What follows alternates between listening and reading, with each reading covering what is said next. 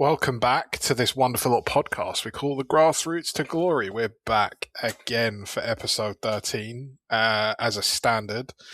I'm with my friend. How are you doing, mate? How's it going? Friend? Oh, sorry. Apologies. Acquaintance.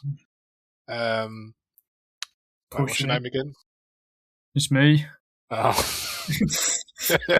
Good. Hello. How have you been? All right? Yeah, not bad. Chelmsford won a game, so... They did. Good. We won a game. We've got Ebbsfleet home these days. Yeah, it's a bit.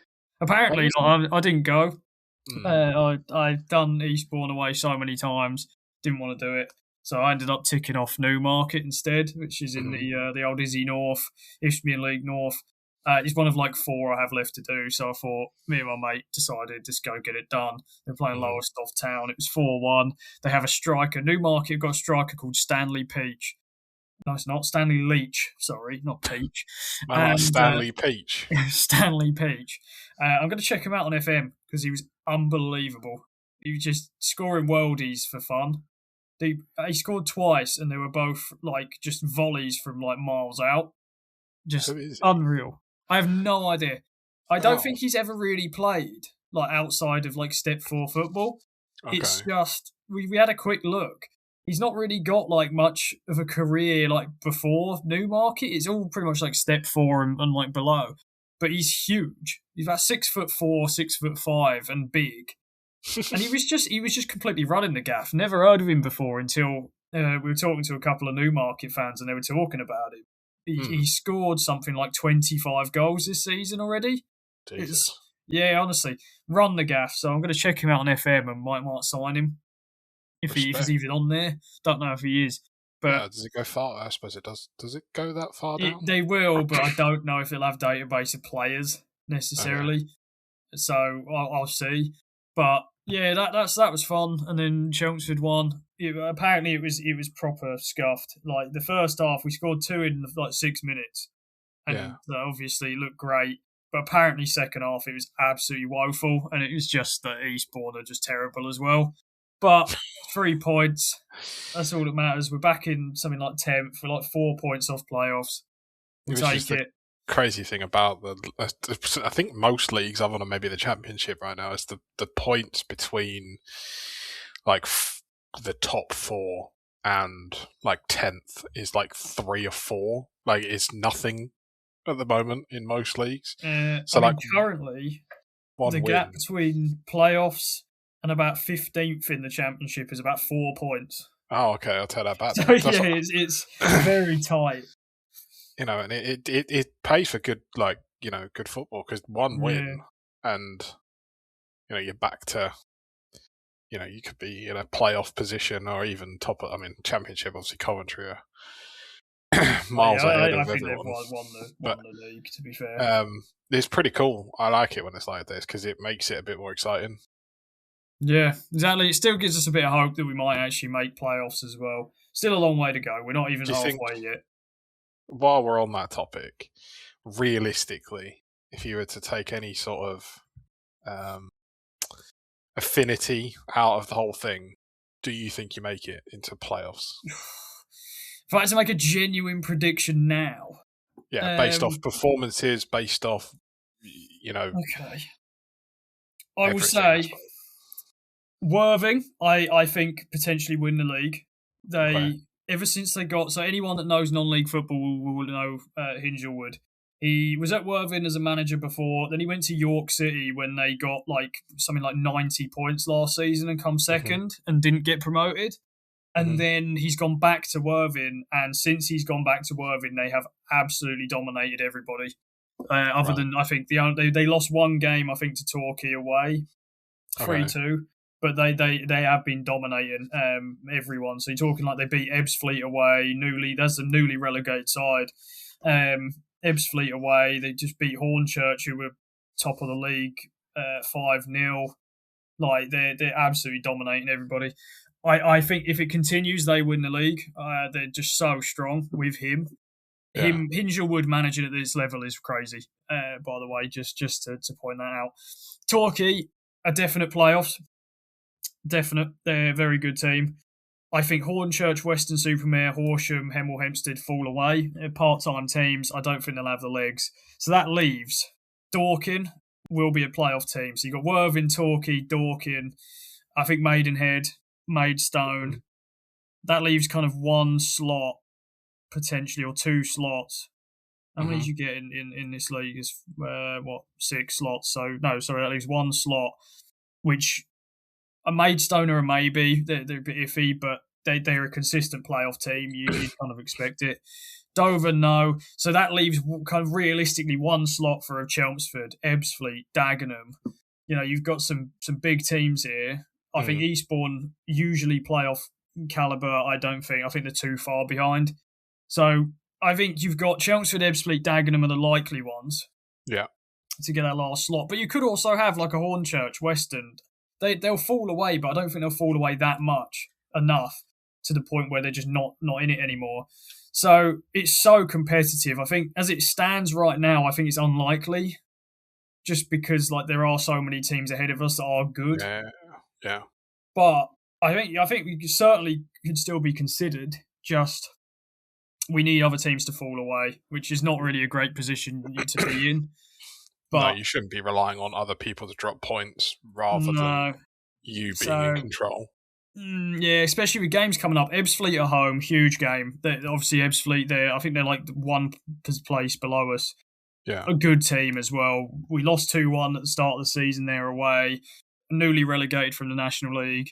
Then Boxing Day, we've got Enfield away, who are fighting relegation. They're going to be up for it. They beat us at their place last season.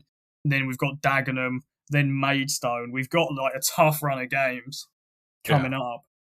We need, out of like 12 points there, we're going to have to take, you're probably talking 7 odd if we want to seriously compete. So I just think it's the question of whether you're actually going to do it or not, because the games, now obviously I'm not an avid Chelmsford watcher, of course, but I feel like the games that you should win, you don't, and then the games that you shouldn't win, you do all right in. It's a weird one. We're not... If we score first, we're completely fine. We have no fight to come back is the problem, and heads drop. So, I don't know. It's tough. It's a tough position to be in because like the expectations there, and unfortunately it's just not happening at the moment. Yeah, we move. There's some tough run of games, but I do believe like post kind of Christmas it does level out. So you've got Slough, Farnborough, Horsham. Horsham are in playoffs right now, but certainly a beatable side. Tonbridge. So it does level out a bit where we need to be picking up some points, but I don't know. It's hard to say. It's a really weird kind of state around the club at the minute because I think obviously it hasn't gone away for some time and the money's been spent and the expectations there, so it's a bit different. Yeah. But we'll see. I hope so.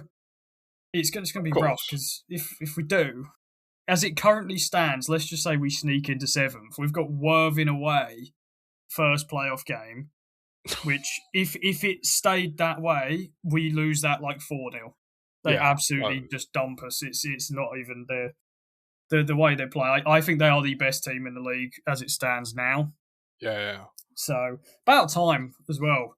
Not anything against Worthing. It's just they've been up there for so long and just never quite can get it done. They're just always a playoff team and it just never quite works out.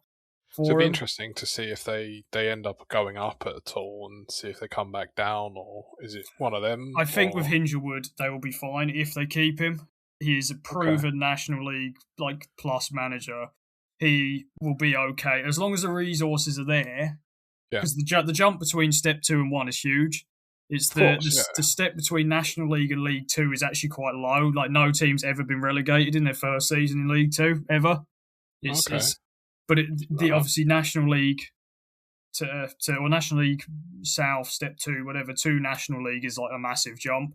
Yeah. So if they've got the resources and they spend, I think 100% they'll stay up. But that's obviously ifs and buts. We've got still just over half a season left. So we'll see. Come back to me with that question, I guess, when there's maybe like 5 games left and we can then reevaluate. Yeah, when you're like crying at the end of the season that you hit like 15th or something, and just when I'm in want the tears planet to end again. Yeah, pretty much. But yeah, that's me. That's pretty much what I've been doing. Well, thanks for listening, guys. We'll see you next episode. Yeah, that's been my week. I don't know what have you been doing. Oh, mate, honestly, I nothing football related. Unfortunately, there's been a lot of things that have been going on in my life as of this week that I've had to attend to, rather than watching football. So it's going to be a little bit of an interesting one. Normally we'll go. Well, I say normally we're still going to go through the results, but other than maybe a handful of games, I haven't really been able to watch much this week, which is a shame. Yeah, to be fair, I focus more on like FA Trophy this weekend. Yeah. Rather than like Prem, but I have looked at like results. I could roughly know what was going on. I focused on not being homeless, but Yeah. that's not looking good, bruv. But anyway, this isn't a mental health podcast. My lord, if that was the case, then it would be here till next week. Welcome to my TED talk. Yeah. What was the first? Was it Saturday or Friday? Yeah, there was Friday kickoffs again. Yeah. So again, as I say this every single week, and then we end up spending an hour on it. We'll try and run through them as quickly as possible because there was not really any. I want to talk about one game on Saturday actually, but so quickly, first game of the day was Chelsea versus Everton. Chelsea come away with a 2-0 win, which I don't think was really a shock. I think Everton have fallen off a little bit. First half good, second half nothing happened. Terrible. Yeah, Everton just haven't got enough about them. They had a really promising start, and the Moyes seemed to have them playing good football, and they were doing really, really well. And they I think the problem with them is they rely a lot on Drewsbury Hall, and if he doesn't perform, it's you notice it. And yeah, I think was it this game he's suspended for too many yellow cards? I think it might be, or it might be next game. No, he played. I think he came off really early. Yeah, I mean, the thing is, if he gets injured, that's a problem. Potentially, I'm sure he came off in the first 15 minutes. That's a problem. Something obviously has gone wrong. For Everton fans, that's an issue for them. But again, Chelsea, they're doing the business. It sounds awful, but I don't really think they're in the title race just because they always kind of just quietly go about the business each season. But this is what they did last season. They were around Christmas, they were still in it, and then they dropped off a cliff. But with Reece James back, they look revitalised, and they look good. I think Reece James has been moving into the midfield, and that looks quite promising if he can stay fit. Next joke, but it's good for them. I also saw a quick stat whilst we're on this one.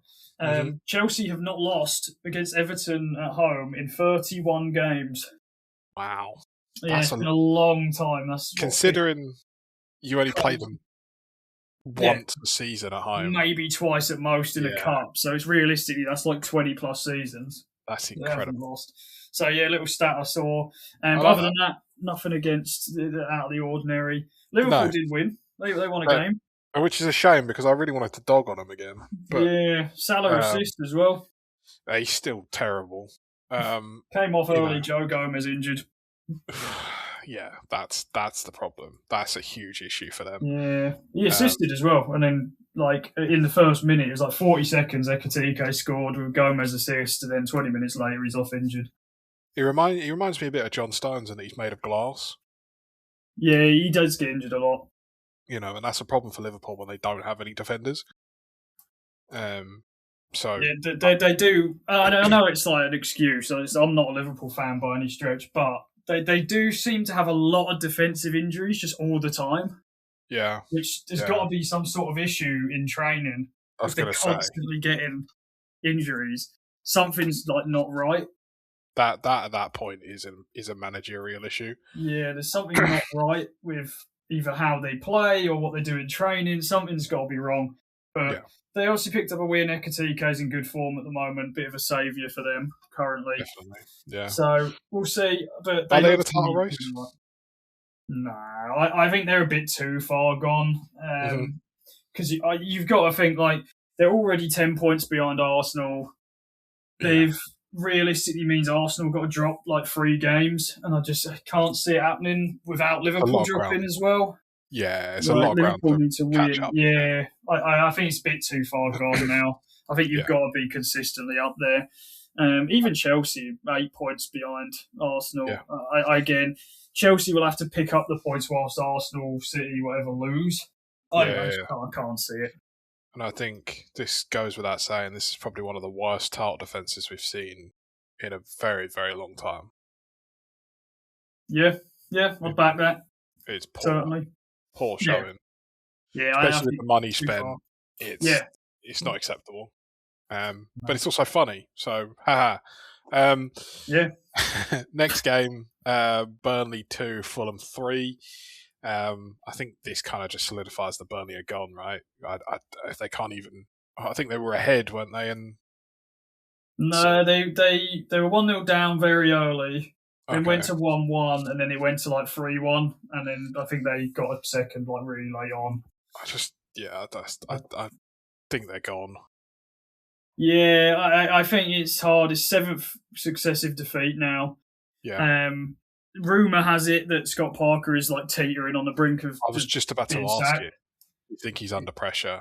Yeah, I think if they lose 1 or 2 more, I do think he'll go. It might be one of them Christmas sackings, but I don't know who you get. Yeah, like who's? Yeah, I mean, that's for a Burnley fan to argue, I suppose. Yeah, that's something to certainly look into. Who possibly, but we obviously have to look. If he does get sacked, then we can talk about it in more detail. Who we think would work, but yeah, and then I think he might be the next. Yeah, Fulham are doing all right at the moment. They're 14th, doing okay. They're picking up results recently, so they're going to be fine. Yeah, I know they lost to City, but done all right other than that. Well, to be fair, even that game they did well to come back. Yeah, they scored 4, didn't they? That game. Yeah, it was 5-4 in the end. So they're all right. They'll be fine.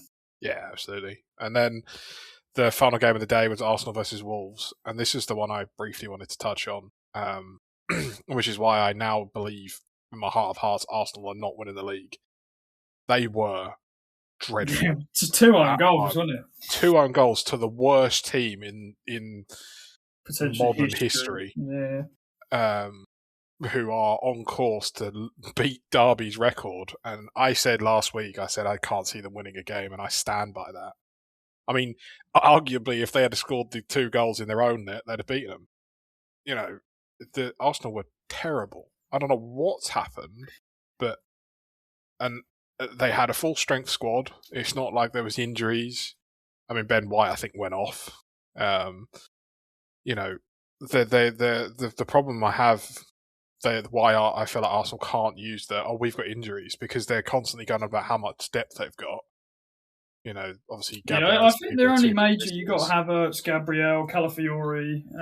I think the only like major ones out, but they have got good enough players that they shouldn't be like struggling against Wolves at home. It's a different. You could maybe forgive it if it was away, because away games, no matter where you go, are tricky, right? You can go to any game on any day on a away ground and lose, because it's different, isn't it? You know, even with Man United and their up and down form, Old Trafford's still a place you don't particularly want to go to, because when the fans are up for it, they're behind them. It's always going to be a tough ground to go to. That's what I mean. You know, you can kind of let it slide, maybe a little bit if it was away, but this is at home to Wolves. But then you can kind of flip it as well, saying like it's a sign of a good team when you are playing terribly and still win. But it's 2 own goals. 3 points, isn't it? I get that. I do understand that. But I'd agree with you if they had put goals in the net from their own passages of play. You know, if it was Gyökeres running to the lines and scoring, or even off a corner, right? Because Arsenal last season, especially massive set pieces, and that was their strong suit. You love it or hate it, it worked.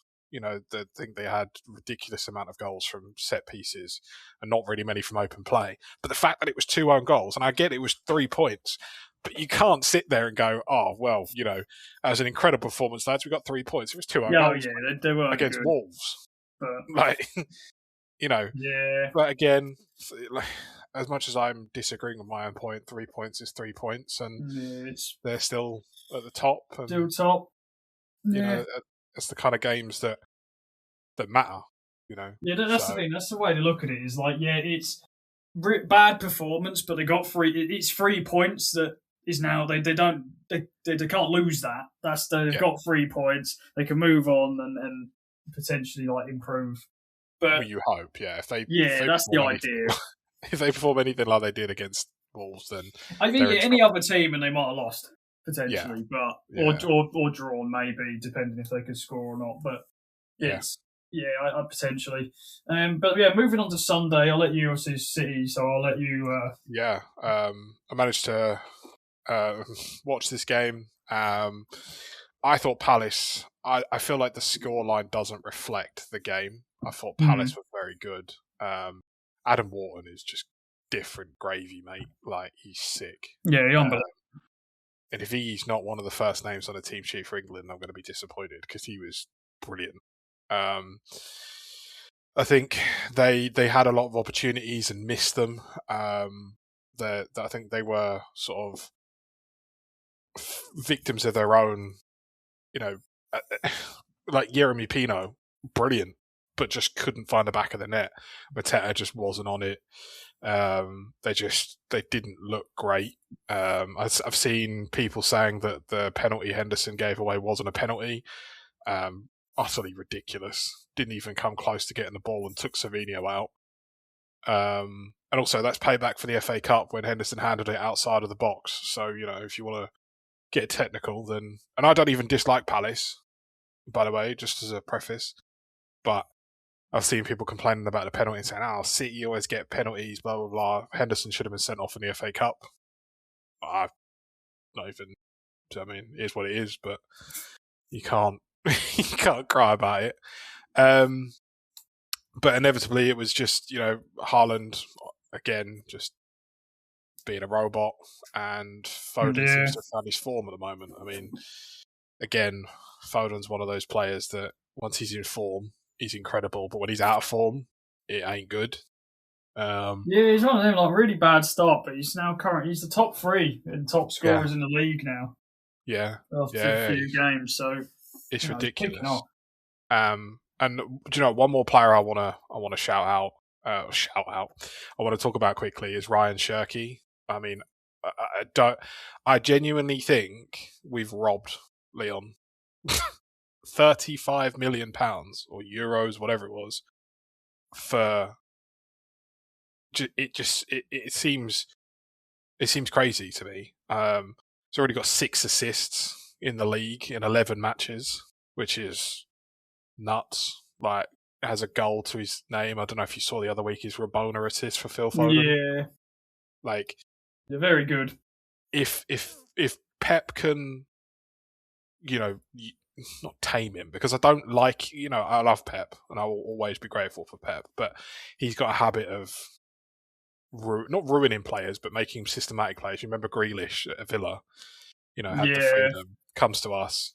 Don't get me wrong, love Grealish. I think it was fantastic for us in that treble season, but it wasn't the same Grealish with flair, was it? Because when you play in Pep's it wasn't allowed. You play Pep's system. He's a lot more rigid, Yeah. I hope he doesn't breed that out of Cherki, because some of the assists he's playing, and every time he touches the ball, you just think, okay, he's going to run with that, or he's going to get that through, or something. And it just feels like we're starting to click now, which is dangerous for Arsenal, because we tend to kick on in the second half of the season, and we're 2 points behind Arsenal before Christmas, which for them is, it's difficult, because we've proven that we've done it. Time and time again. It's difficult when you're being chased by a team like us that know how to do it. It does scream another bottling, but I think it's going to come down to who drops silly points, because it can happen. We've seen it already. So well, I don't think this is going to happen. But if we win every single game from now, we won the league. Because obviously we've still got to play Arsenal. I guess, yeah, because if you beat Arsenal, yeah. It's not going to happen because we're going to drop points. We always do. We've still got to play Tottenham again, and no matter how bad they are, as we'll get onto in a minute, we still get beaten by Tottenham. And you might see a Liverpool resurgence potentially, and we lose to them, or we drop points to a Brentford, which we've done in the past. So, it's techie, but I'm happy with their performances. I feel like Palace probably should have maybe come away with a point. I think their performance deserved something, but I don't think they deserve to win the game. Makes me laugh. You're sat here talking about your team potentially winning every single game for the rest of the season. I've never seen mine leave the National League south. I mean, in fairness, I have seen my team down not quite as far as you, but I have seen them in the depths, and I have seen them get battled by Middlesbrough, and I've never seen mine leave step 2. I mean, we might be joining you soon, so you never know. When these charges come out, we might be down there. So who knows? But bad trip and losing 11-0. But speaking of terrible teams, we'll move on quicker to Forest versus Tottenham. Tottenham stink, man. It's bad, isn't it? Nottingham are doing all right now. 4 victories in 6 from earlier in the season when we were like, they're gone. Yeah. And now, fair play, I don't think they are now. It's the Dyche effect, mate. Yeah, he stabilised them. Yeah, it's what he does. It's what he does, isn't it? But you half expect him to just Dyche is known for keeping clubs up, isn't he? And now they're just winning 3-0 to Spurs. It's kind of European nights for Sean Dyche. He's done it before. To be fair, with Burnley of course as well. It's just, it's not one of the names you look at when you go, European. No, not when you're playing Porto away and you've got Sean Dyche turning up. But it's fair enough, though, right?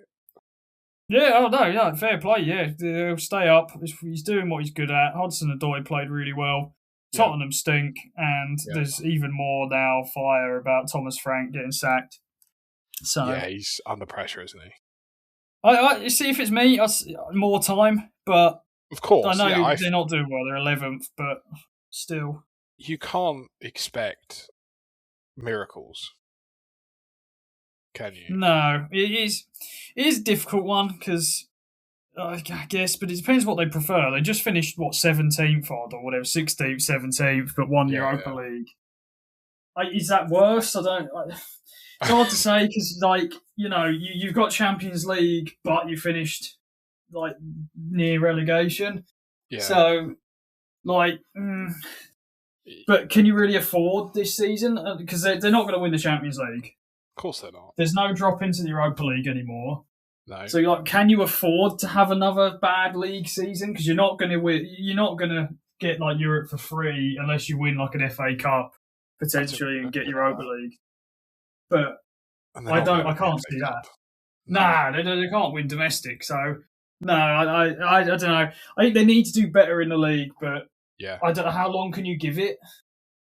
Well, I mean, it depends. I mean, are they going to go right? Well, we've won our European trophy. Can we go next season?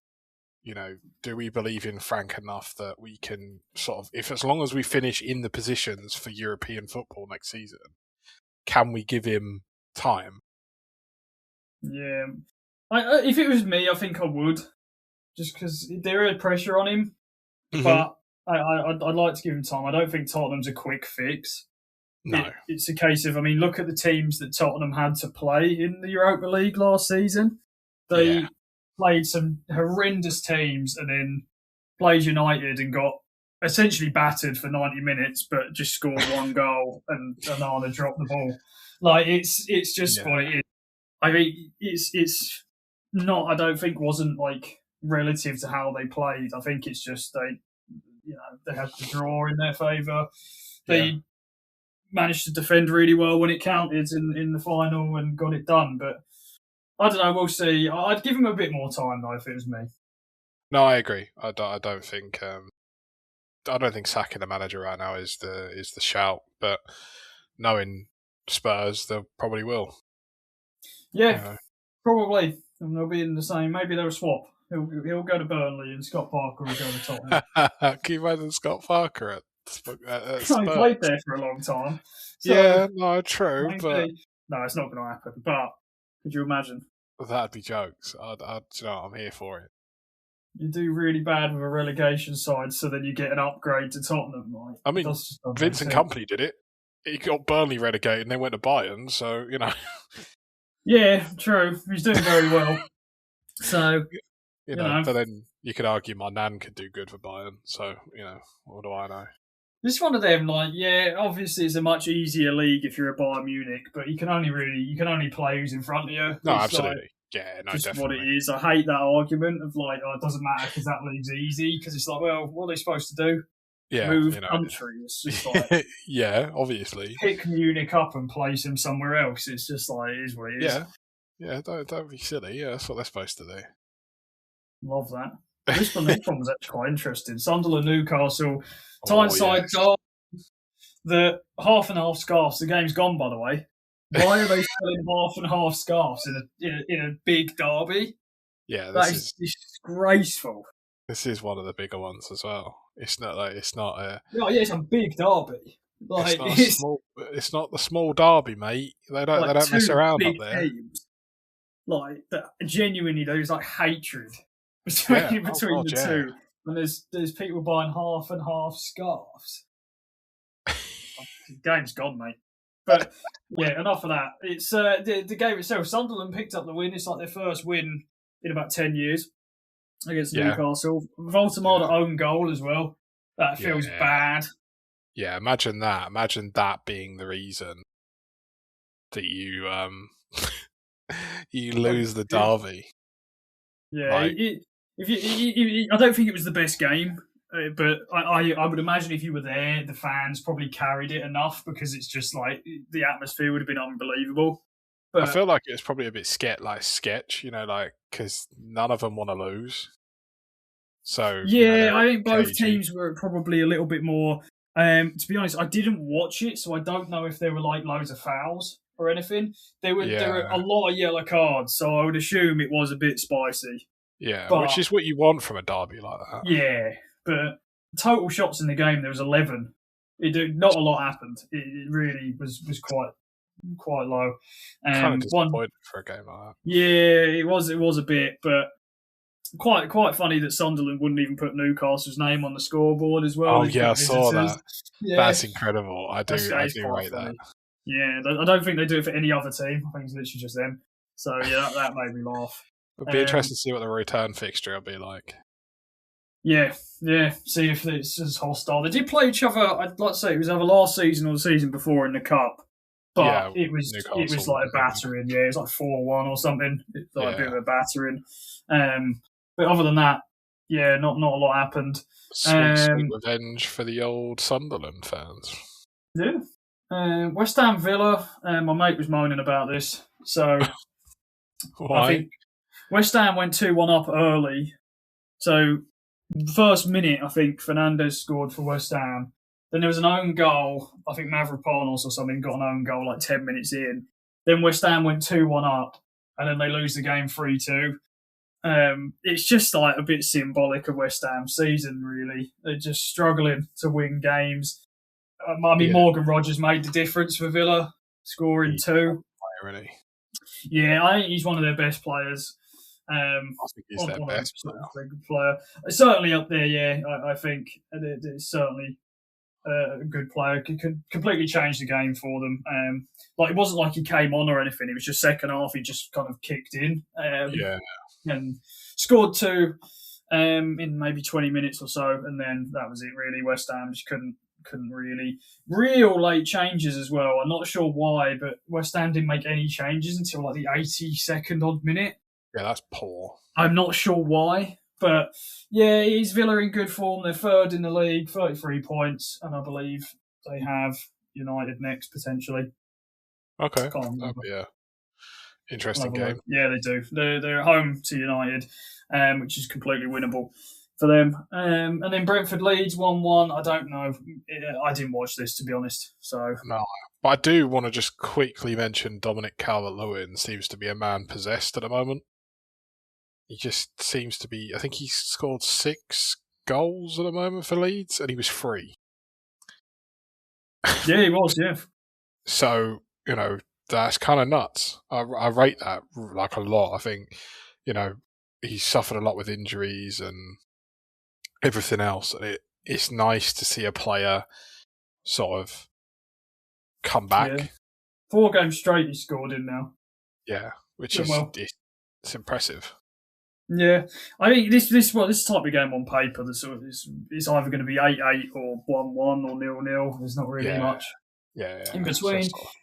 Leeds looks to have kind of dominated most of the game, but just 1-1 away. It's all right if you're Leeds, and your whole thing is just staying up. So yeah. Fair enough.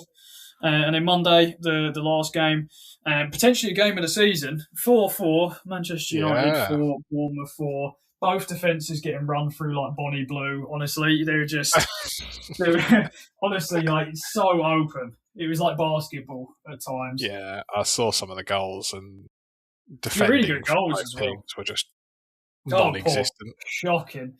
Yeah. Highlights the point that I mentioned last time is Bruno Fernandes needs to be a number 10.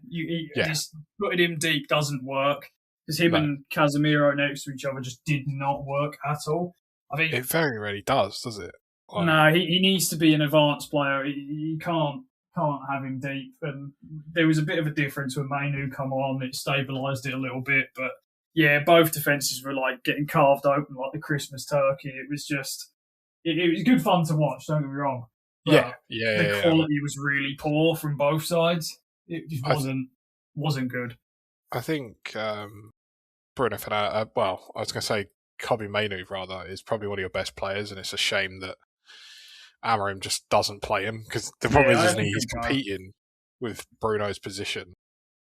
And he's good, but he's not like Fernandes good, and you'll never play exactly who you're going to play. Yeah, and then you've got Bruno.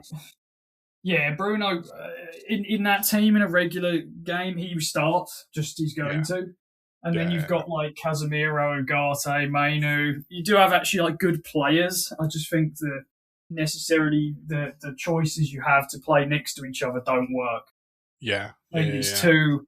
You need somebody. There isn't really necessarily a number 10 position with this system, and I think that's unfortunately where like obviously Bruno is that's where he is. He's one of the better centre attacking mid players in Europe. Yeah. So trust United not to use him as a number 10. It just doesn't really make sense. But yeah, other than that, really fun game to watch. That's just United through and through, though, isn't it? Let's be honest. Yeah, exactly. It just no other team would do it. It just doesn't make sense.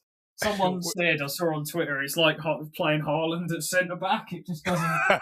Yes, he might have some attributes that mean he could do it, but it's just not. It ain't a great idea. No. So yeah, that was the games. Overall, it's a bit boring, really, wasn't it? Yeah, not a huge amount going on, but this is all me. This is Sunday AFCON. It's finally here. I love it. I love AFCON so much. So for the last part and what we want to do is kind of give you some predictions. Now they're not going to be perfect, honestly.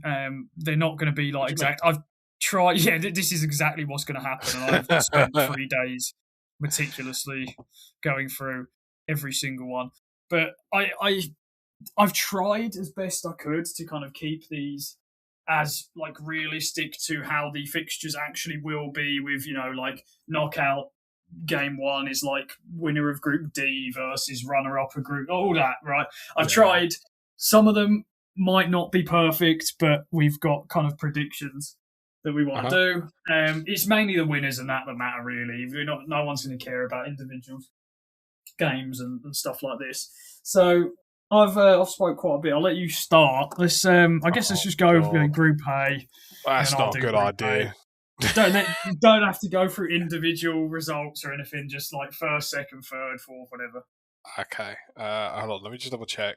You're going to start looking at 2023 tournament groups. No, because I did it a while ago, so I've got a screenshot of my group, and I just want to double check that Morocco's got the group A, right?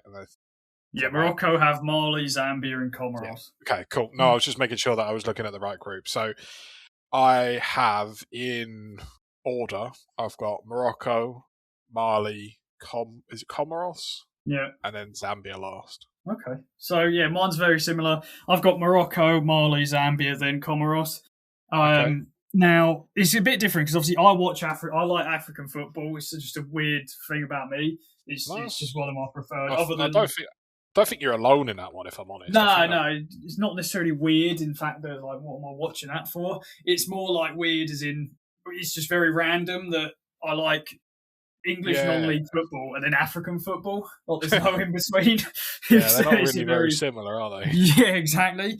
So Morocco, obviously, I think they're one of the favourites to win the whole thing. Hosts, highest ranked African side potentially ever. Yeah. I might have to fact check that. Boosted the fact that Hakimi's available as well. Whether or not he's going to be fit, we'll see, but it's likely he will be. Probably the best squad on paper there. Mali, really, really good vertical progression. Their midfield's strong as well. Bazuma and Haidara. They control a lot of games they're in, and they've got some good transitions. Very good system that's suited to tournament play. And I think they'll do well. Zambia, they've got Patson Daka and Fashion Sakala. He's still playing? Yeah. Wow.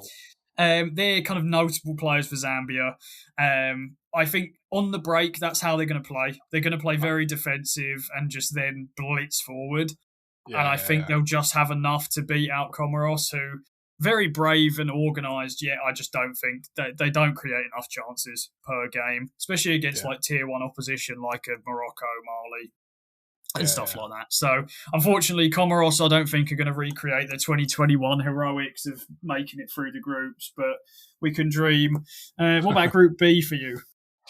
So, in order again, Egypt, South Africa, Angola, and Zimbabwe. Yeah, I've got exactly the same.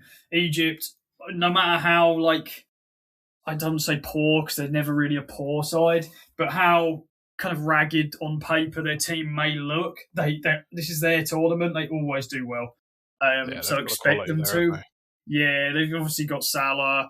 You got some other like Marmouche. Yeah, Trezeguet as well. So you do have some solid players. Not the best team on paper, but as you'll see, I think they'll do well.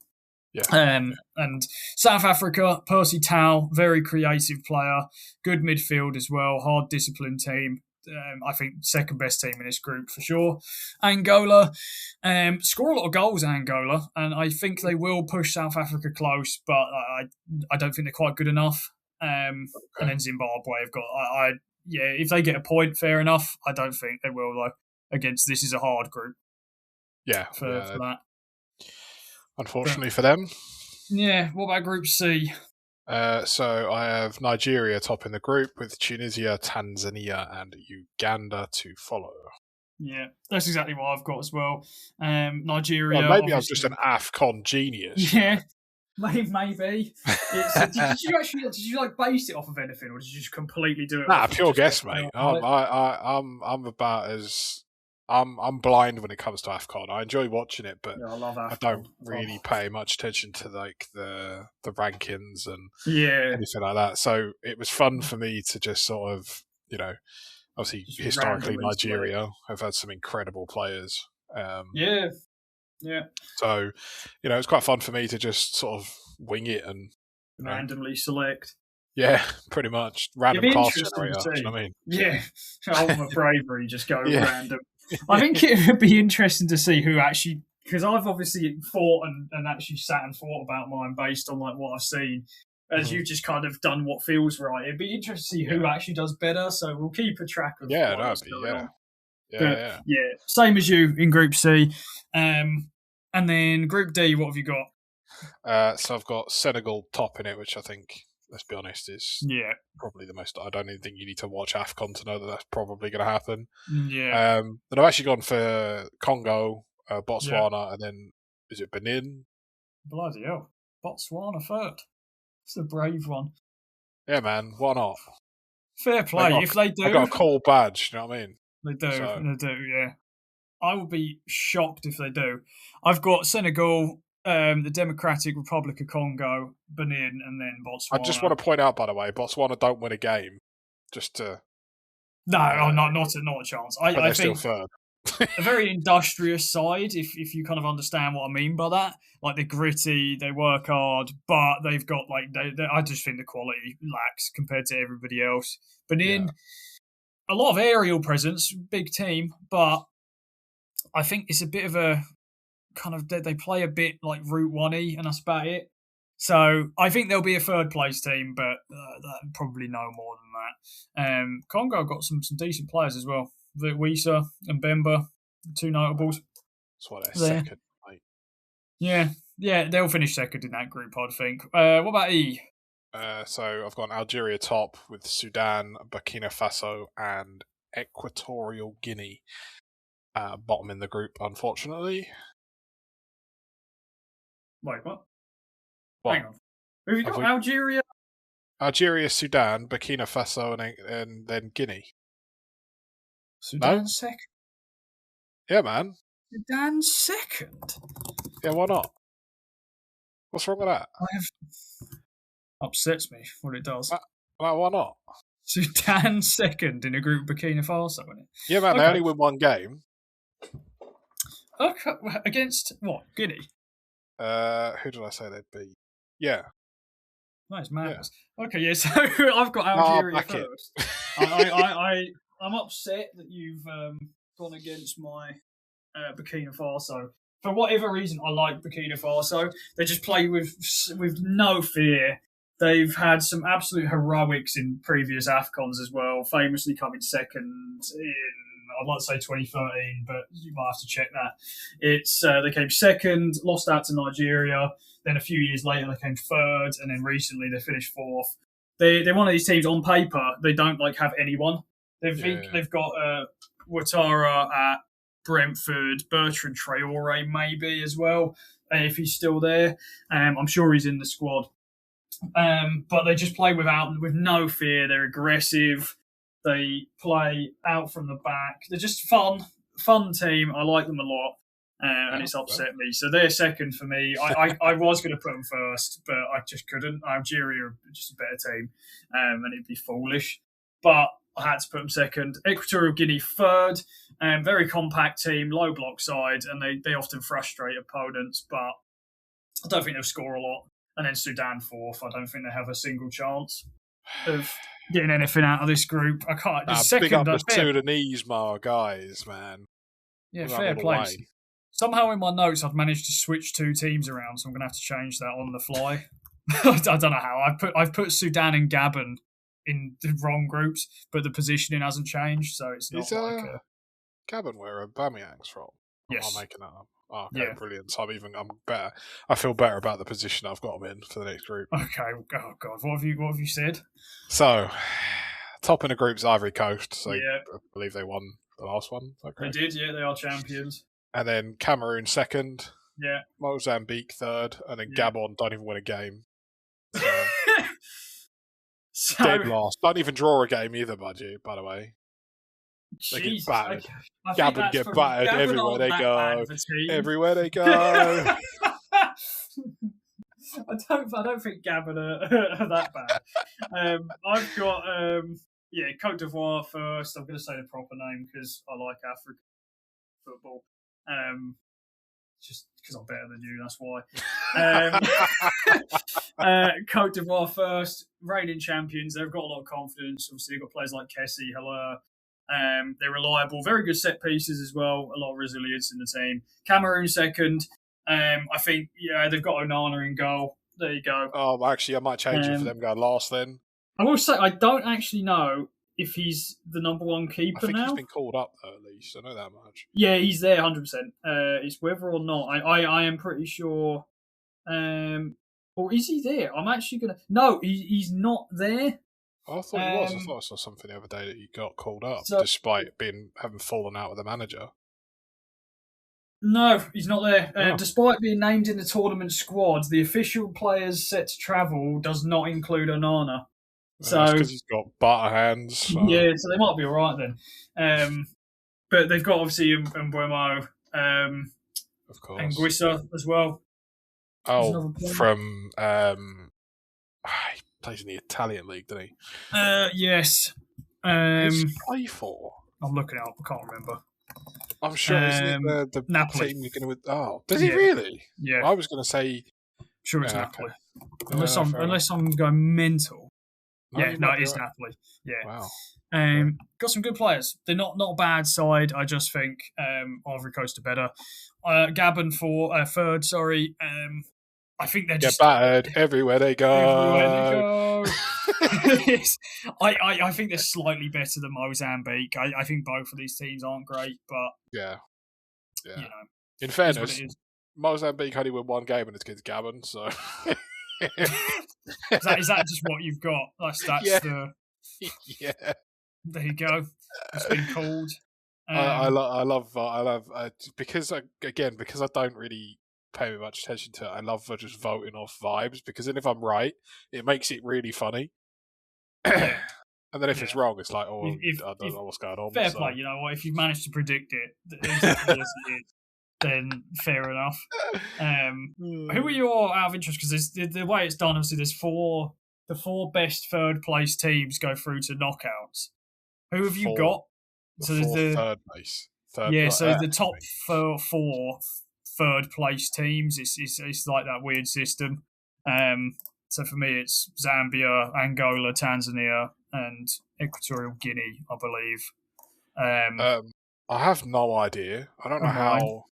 Because it's basically it's hard. It's obviously if you don't watch or don't know the teams, it's quite hard to realistically. I don't. Think I see. Much. So they go into a group and then only 4 of them will come out. Yeah. So the third place teams get put into like a little table, and then it's the third highest performing third place teams go through.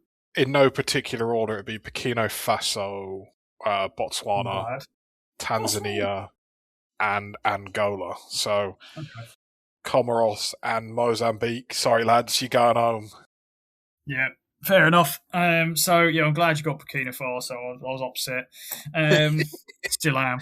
I genuinely like my favourite African team for like no apparent reason other than they're just quite fun to watch. And one of the teams I remember the 2013 AFCON when they just had an absolute like blitz through, where they were just beating everybody and like on paper they just shouldn't have been, and it was just. Sometimes a team just catches your eye, isn't it? Like they just you just like them for no real reason. Yeah, they do it a lot as well. Like they never like I don't think they've ever qualified for World Cup as far as I'm aware, but they always do well in AFCON. They might be able to this World Cup because everyone's qualified. So yeah, I think there is a team. I don't think they're there though. Unfortunately, this year, I don't think they're even in the playoffs. So unfortunately, but. I think they had a load of points in qualifying, but didn't make it. Yeah. So one of them. And then we move on to knockouts. So I'm not going to get too serious on the winner of Group D has to play this or whatever. I'm not going to get too. I've done it roughly, so just trust me. It's somewhat right. My first round of 16 games, Senegal, Equatorial Guinea, which Senegal obviously win. I mean, just too much quality in both boxes for Guinea to really have a chance. So, comfortable win for Senegal. They go through to quarterfinals. You're going to have to kind of make yours up on the fly. This is what I didn't really understand because on the thing, it's obviously winner of Group D, which for me is Senegal. Yeah. And then it just says third in group, but doesn't give what group? Oh, yeah, I had to find another one because I looked at that initially. On the Wikipedia page, it actually gives you who it would be. So I think it's third place in... There's a few options. So just do the same group as me. Who was third in Guinea's group? Was probably the easiest group. Burkina Faso. Okay. Oh, okay. Unfortunately, your boys are gone. So you got Senegal. going through. Okay, fair enough. My second one is Mali versus Tunisia. You know what? Tunisia are one of these. Like, a lot of people rate them. Yeah, probably will be. A lot of people rate Tunisia, and I just don't. I don't know. Right. I actually genuinely, I think this is close. They're not like they're pretty close teams, but I think the midfield battle with Bazuma, Haidara, and the pressing that they bring, I think will just be enough to do it. And I've got Mali winning on pens. Oh. In round of 16. Mali are going to win. I can't tell you how, but they're going to win. So I respect it. I respect it. My next round of 16 is Morocco, Tanzania. Yeah, don't even need to bother. Morocco, I think, are just going to have way too much quality for this one. Mine's the exact same. Yeah, free route. I think we're going to have a few changes going forward. Cameroon, South Africa next for me. Bit of a closer one. I think could go either way. I don't think Cameroon are as strong. Yours is Cameroon? Mine is Cameroon, South Africa next. Yeah. Oh, yes. Apologies. Yes, so is mine. Because I think there's a couple of groups that are like runner-up versus runner-up. Yeah.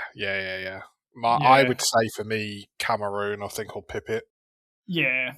I had the same. And Mbeumo, I think just his ability and some of the other players there, some of the notables. I think South Africa's like key player is Tau. Very creative, but I just don't. I don't think they'll have quite enough overall. Like Percy Tau, Mokoena as well is a decent player for South Africa, but not quite enough. Whereas you've got Anguissa and Mbeumo, probably the two notables for Cameroon. So yeah, same here. I've got them. I've just done little scores. Obviously, it's just what it is. You don't have to. It's just something I did. But I think Cameroon sort of 2-1-ish. I think is probably sensible. What's your next one? So I've got Egypt versus Benin because they were one of my third place. My third place group of that would have been Botswana. So it's Egypt. Botswana in round 16 of AFCON. And Botswana are going to win. Yeah, 5-0. Yeah. 5-0 win, Botswana. It's Egypt, isn't it? Yeah, 100%. You've got probably the most experienced AFCON side there is. Benin, or Botswana, whoever we've said. I don't think stand a chance. 2 or 3-0, unfortunately. Speaking of, actually, I'll talk about this afterwards, but I actually almost went to Benin once, and I'll talk about that in a minute. It's quite a... I saw it come up. It was like recommended to go, and I almost went, but I didn't in the end. Don't know why I randomly thought to bring it up, but just came to me. It's supposed to be a beautiful country, though, but I'm sure I'll go one day. That's my AFCON 2027 is probably the next time I'll go to Uganda, Tanzania, and Kenya. So that'd be fun. We're planning on doing it, so keep you updated. Next for me, I've got Nigeria, Angola. So this would be... They were my third place team in Angola. C.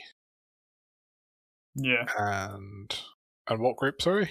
Group C? Whoever you've got third in Angola versus Nigeria will be the same for you. Oh, okay. So mine would be Nigeria versus Angola. Yeah. Oh, there you go. Angola is a decent team. Funny story about Angola. I saw her play live. Yeah, that is funny, actually. Yeah, it is hilarious.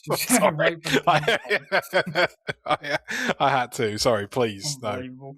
No. So when I went to Cagliari and watched them play, they've got a player. I'm sure he's called Lavombo, and he plays for Angola as a centre forward.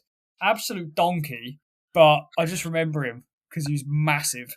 And he plays for Cagliari, and I saw him. He was playing when we were there, and I had to look him up because I didn't know who he was, and he saw him play for Angola. So I'll be watching him in the tournament, and he'll be just as bad, I'm sure. But yeah, I've got Nigeria comfortably win this one. Yeah, me too. No surprises. Next one, Algeria versus Congo. For me, might be the same for you if you've got Congo. I believe so. Yeah, it should be.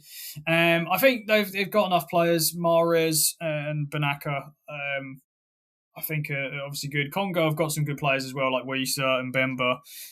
Good players in transition, but I think Algeria will have just enough quality. Close though. I've gone 2-1. I don't think it'd be an absolute battering. No, I don't. Anything like that. And then the last round of 16. I can't believe I'm having to do this, but Ivory Coast or Côte d'Ivoire versus Burkina Faso. Oh, I'm sorry, but yeah, Burkina Faso win 4-0. End of. No, yeah, do you imagine? I've done it. Honestly, I will love it, but I have gone Côte d'Ivoire win 2-1 in extra time. I did give them extra time. I wouldn't. I refused in 90, but you're so generous. Yeah, I refused, but I really wanted them to go further, but I couldn't justify it to be a bit foolish. This is a man of integrity right here, lads. Yeah, the integrity of the predictions meant more to me than just backing Burkina Faso the whole way because I like them. I think they're not as good. Ivory Coast are one of the best teams there, so you just wait for mine because mine's Ivory Coast versus my Sudanese boys. So to go all the way. Yeah, man. No, unfortunately, as much as I would love the meme, I can't. Yeah, it's going to be Ivory Coast, isn't it? Let's be honest. Yeah, this is a mess. Right, I've forgotten who I've even got now. Ivory Coast, Algeria, I believe, is my first quarterfinal. Somehow I've come out with that. I don't know how I've managed that, but that's the first one for me. Yours, something?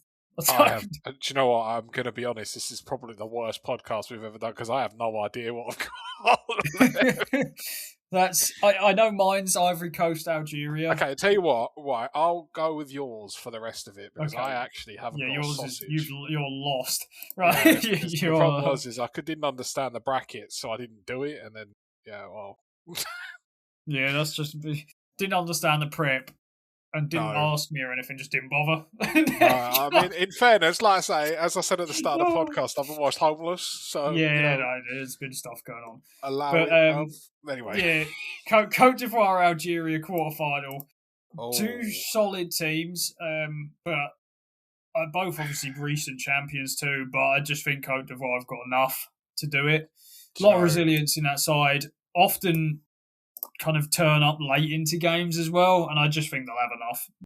I think it'd be like a 1-0 or something like that, but I think Côte d'Ivoire just about have it. Yeah, back here, I mean, previous champions, you can't really... Yeah. You know, unfortunately, because I love Mahrez, but, got a bit of an aging squad, Algeria. Their squad's kind of, I guess, past the sell-by date a little bit.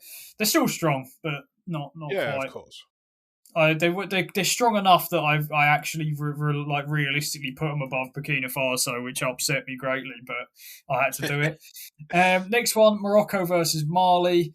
Again, I think this one's actually going to be closer than people think. I actually think Mali are a solid team. However, not enough.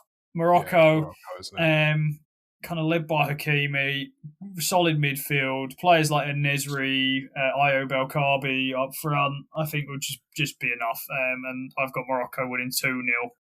Yeah, I'll back it. Yeah, fair enough. Nigeria, Cameroon, next quarterfinal. Bit of a derby, this one. So you've got, obviously, Osman and Ademola Lookman up front.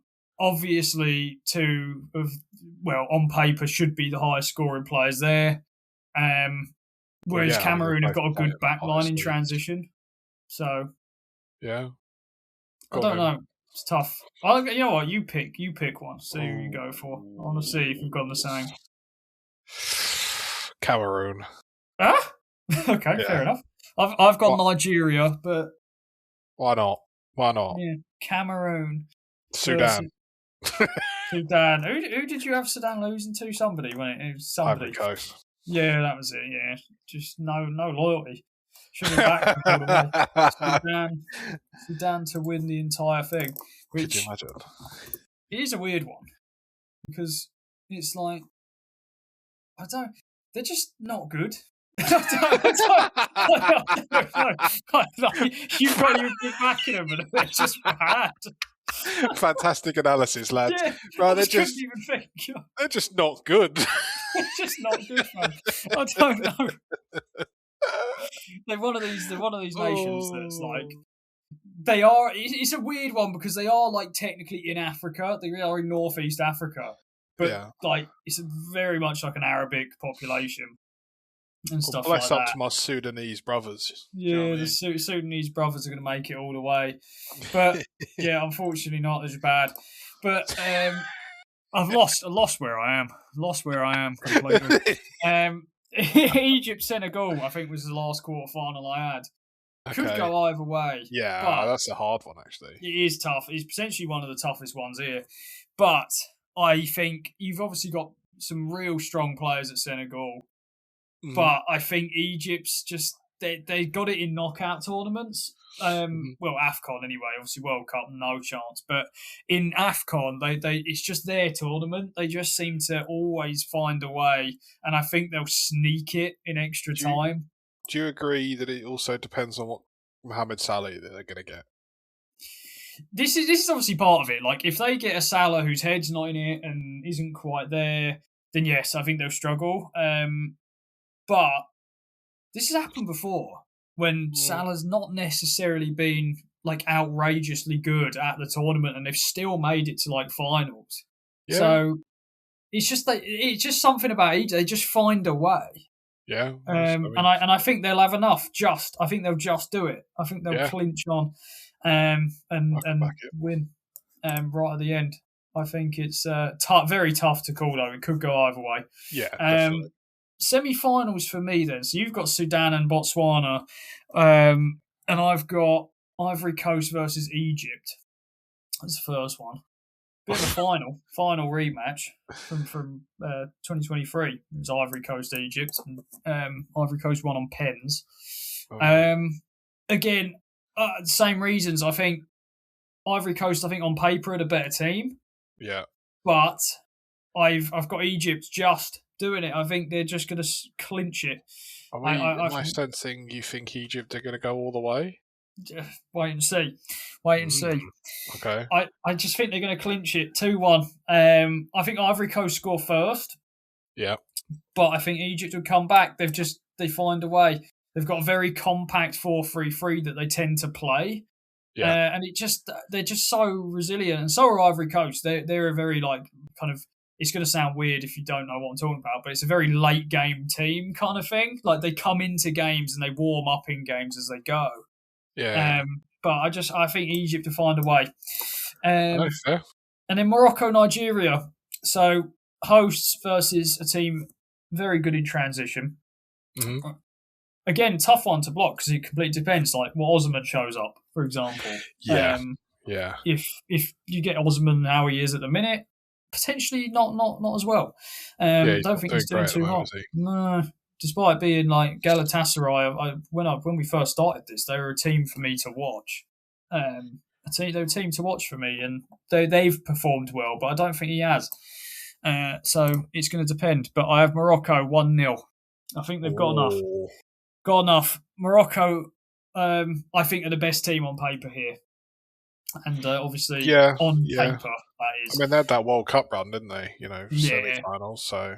Potentially the best African team I've ever seen in my lifetime. Don't know about you. Yeah, no, they're definitely up there. Definitely I think in individual quality, they're just really good. Third place match, because they do this. I don't think Europe and that does anymore. But they do a third place match. Kind of pointless. Yeah, it is. It doesn't really mean anything. It's Nigeria, Ivory Coast. Again, tough. But I do have Nigeria 2-1. Clinical finishing from Osman, I think will just make the difference, unfortunately. I think Ivory Coast are one of these teams that, as I said, very late game resilient if there's something to move on to. I think in a third place game where they kind of haven't got anything to play for, it's kind of just see it really now. I think Nigeria will just have enough to hit third. And then the final, Morocco versus Egypt. So I don't think it's going to be good. I think it's going to be a very, very slow, tactical final. I think Morocco are going to have a lot of the ball. And I think it will just be enough. I think Egypt won't quite have the quality. And this was part of the reasoning you said. I think Salah's head might not 100% be there. And I've got Morocco winning 1-0 in extra time to win the AFCON. That is my predictions. I could see it. No, I could definitely see it. I mean, Morocco are just. I mean, their World Cup run was sick. So, and all credit to AFCON, but the quality is obviously lower in terms of overall, right? In terms of compared to the World Cup. Yeah, no, of course. The quality of the players is significant. Actually, in fairness, significantly lower than what we're seeing from like South American teams and whatever else. So, if they can do it in a World Cup, there's no reason why they can't go on to win the whole thing. Yeah, I don't see why not. I think they're potentially odds favourite as well. Just the best team there on paper. So, Morocco champions, Egypt runner-up, Nigeria third. Golden Boot, I've actually gone a bit of a dark horse pick. I assume it's a bit of a dark horse anyway, because the obvious ones are going to be like Osimhen, Salah, potentially Mane, and stuff like that. Yeah. I've actually gone for Ayoub El Kaabi at Morocco. So, bit of a dark horse, but he's actually blitzing in club level at the moment. Absolutely blitzing. He's set to start as a striker for Morocco as well. Him and Nesri are set to kind of lead the front. He scored something like 15 goals in 20 games at club level so far this season. I've got him. I think he's just going to score a lot. Morocco, they don't have the best group.